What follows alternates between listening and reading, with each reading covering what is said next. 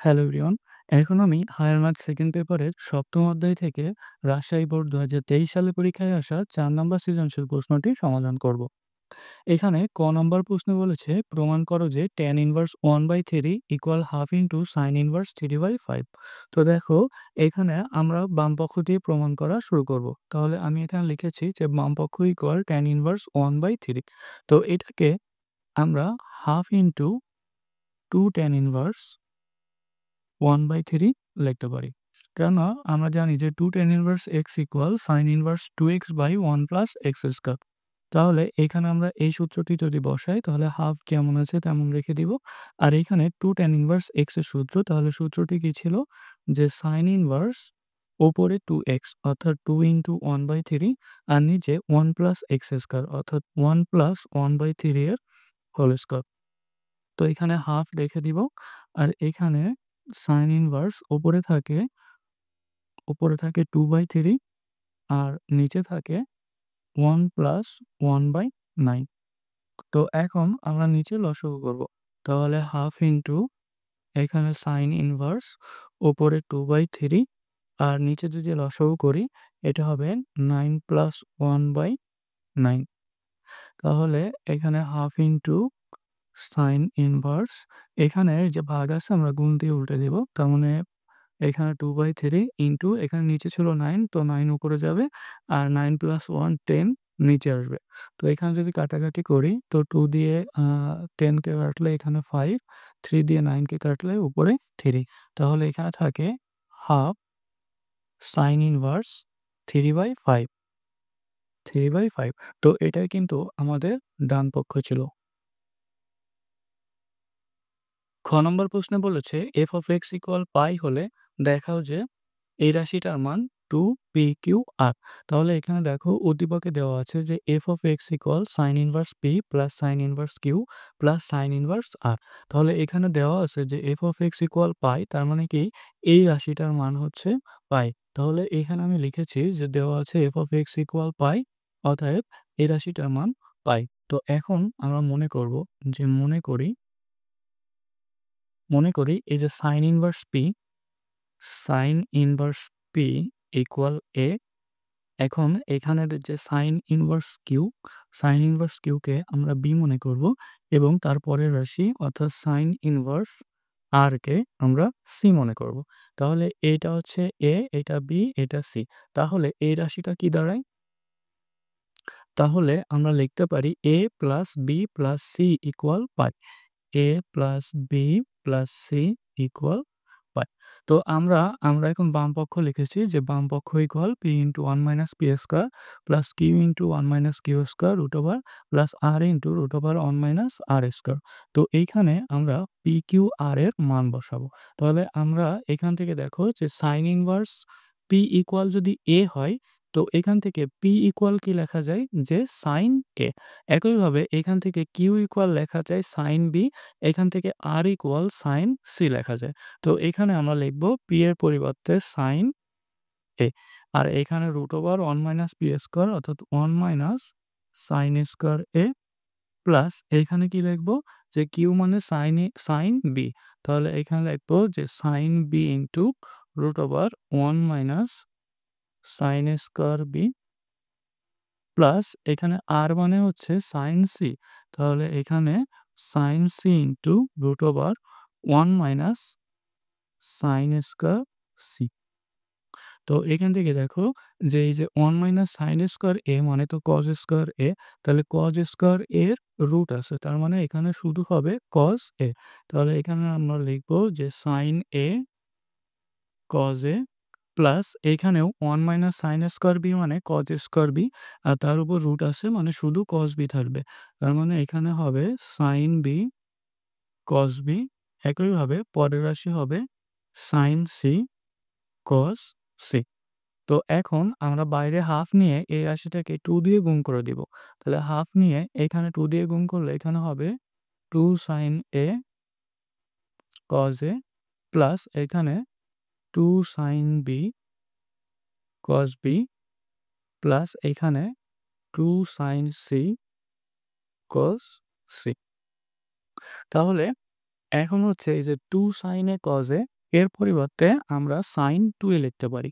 তাহলে এখানে আমরা লিখব হাফ বাইরে যেমন আছে ঠিক তেমন রেখে দিব।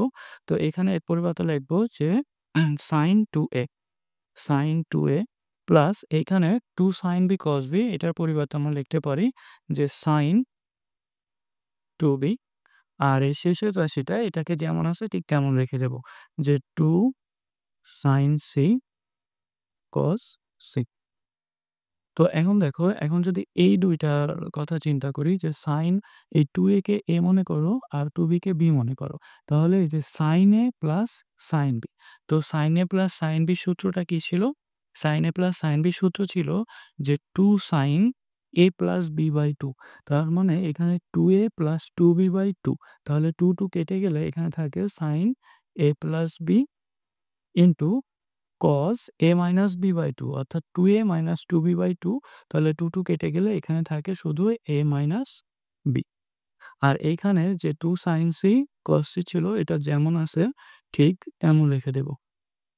2 sin c cos c। তো এটাকে সেকেন্ড ব্র্যাকেট দিলে ভালো হতো, সেকেন্ড ব্র্যাকেট তো। তো এখন দেখো এই যে sin a প্লাস b, তাহলে আমরা আগে দেখেছিলাম যে a plus b plus c equal pi. তো এখান থেকে a প্লাস b ইকুয়াল কি লেখা যায়? পাই মাইনাস c। অর্থাৎ a প্লাস b এর পরিবর্তে আমরা পাই মাইনাস c লিখতে পারি। তাহলে এখানে হাফ রেখে দিলাম। তাহলে 2 into sign a plus b এর পরিবর্তে লিখবো পাই মাইনাস c।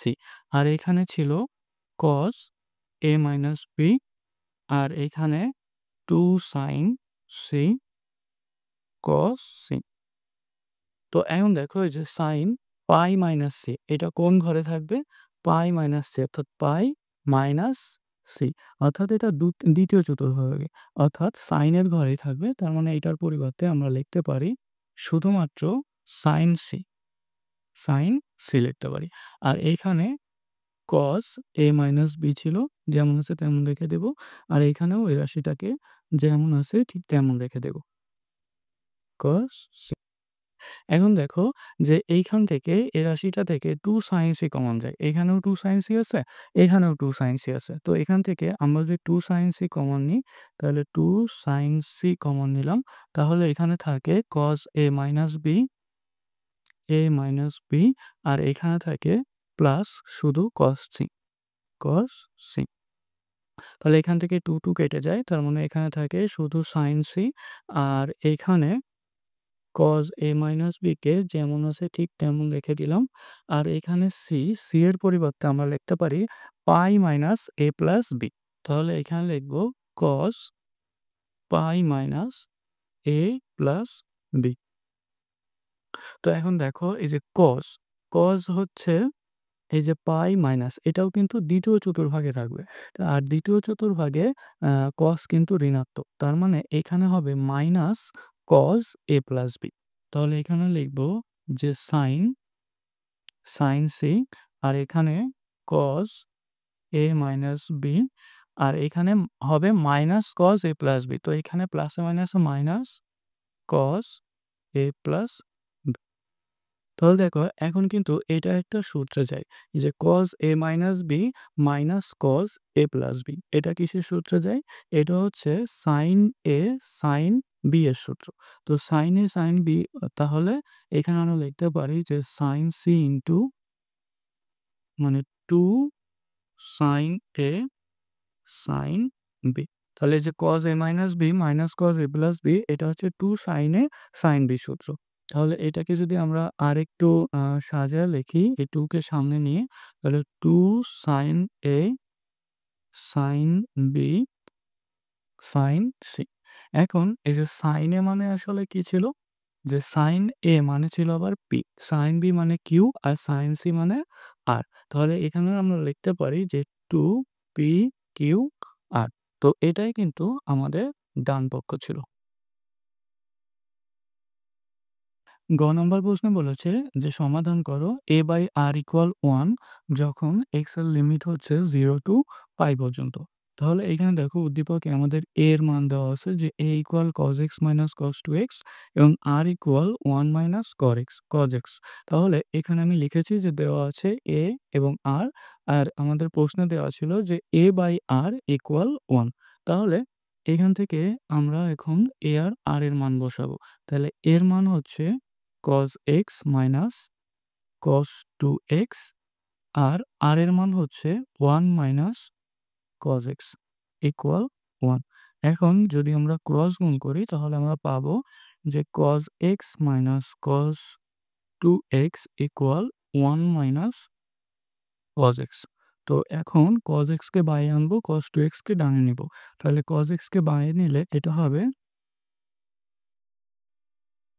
2 cos x, মানে cos x plus cos x হবে, আর ডানে 1 মাইনাস cos 2x হবে। এখন দেখো এখানে তো 2 cos x, এটা যেমন আছে ঠিক তেমন লিখবো। আর এই যে 1 মাইনাস 1 মাইনাস না 1 প্লাস হবে, 1 প্লাস cos 2x। তো 1 প্লাস cos 2x এর পরিবর্তে আমরা লিখতে পারি 2 cos স্কয়ার x। তো এখন এই 2 উভয় সাইড থেকে কেটে যায়, আর cos x কে যদি আমরা ডানে নিই তাহলে হবে cos square x minus cos x equal 0। তো এখান থেকে আমরা এখন cos x কমন নিব। তো এখান থেকে cos x কমন নিলে এখানে cos x মাইনাস 1 থাকে ইকুয়াল 0। তো এখন দেখো দুইটা রাশির গুণফল শূন্য হলে তাদেরকে আলাদা শূন্য লেখা যায়, অর্থাৎ হয় cos x ইকুয়াল 0 হবে, অথবা cos x মাইনাস 1 ইকুয়াল 0 হবে। এখন আমরা ডিরেক্ট সূত্র জানি যে cos x ইকুয়াল 0 হলে এখান থেকে, অর্থাৎ x ইকুয়াল আমরা কি লিখতে পারি যে 2n প্লাস 1 পাই বাই 2, যেখানে n belongs to z। এখানে z কি? z হচ্ছে সকল পূর্ণ সংখ্যার সেট। আবার এই যে এইখানে আছে কি cos x minus 1 equal 0। তো এইখান থেকে আমরা কি লিখতে পারি যে cos x equal 1। এখন cos x equal 1 হলে এখান থেকে আমরা কি লিখতে পারি যে x equal 2n পাই, যেখানে এখানেও n belongs to z, অর্থাৎ n আসতেছে পূর্ণ সংখ্যার সেট থেকে। তো এখন আমরা সমাধান কি পাইছি? x এর মান পেয়েছি 2টা, অর্থাৎ x ইকুয়াল একটা হচ্ছে 2n পাই, আর একটা হচ্ছে 2n প্লাস 1 পাই বাই 2, যেখানে n belongs to z। এখন হচ্ছে এখানে যেহেতু আমাদের x এর লিমিট দেওয়া ছিল 0 টু পাই, তো এখানে আমরা n এর মান বসায়ে চেক করব যে কোন মানের জন্য এই শর্তটা স্যাটিসফাই করে। তো এখানে প্রথম আমরা n এর মান 0 বসাবো, যে n ইকুয়াল 0 হলে। তো n ইকুয়াল 0 হলে x ইকুয়াল আমরা কি পাবো? দেখো এখানে 0 বসাও 2n পাই। তাহলে এখানে হয়ে যায় 0, আর এইখানে n এর মান 0 বসালে এখানে 0 প্লাস 1 ইনটু পাই বাই 2, তার মানে থাকে শুধুমাত্র পাই বাই 2। আবার n এর মান যদি আমরা 1 বসাই, n এর মান 1 হলে তাহলে x ইকুয়াল আমরা কি পাবো? এখানে পাবো 2 পাই, আর এখানে দেখো 1 বসালে 2 প্লাস 1 মানে 3, তার মানে 3 পাই বাই 2 পাবো। 3 পাই বাই 2। আবার n ইকুয়াল যদি -1 বসাই, n ইকুয়াল -1 হলে x ইকুয়াল আমরা কি পাবো? যে এখানে পাবো -2 পাই, এখানে -2 পাই, আর এখানে -2 প্লাস 1 অর্থাৎ -1 ইনটু পাই বাই 2, এটা হবে পাই বাই 2। তাহলে এখন দেখো আমাদের x এর লিমিট দেওয়া ছিল 0 থেকে বড় হবে এবং পাই থেকে ছোট হবে।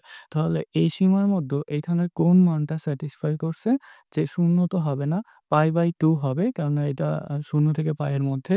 2 পাই হবে না, পাই থেকে বড়। 3 পাই বাই 2 ও হবে না, এই মাইনাস তো হবেই না। তার মানে এখানে শুধুমাত্র একটি মানই এই শর্তকে মেনেছে। তার মানে আমরা এখন কি লিখব? আমরা এখন লিখব যে অতএব নির্দিষ্ট ব্যবধির মধ্যে সমাধান x ইকুয়াল পাই বাই 2।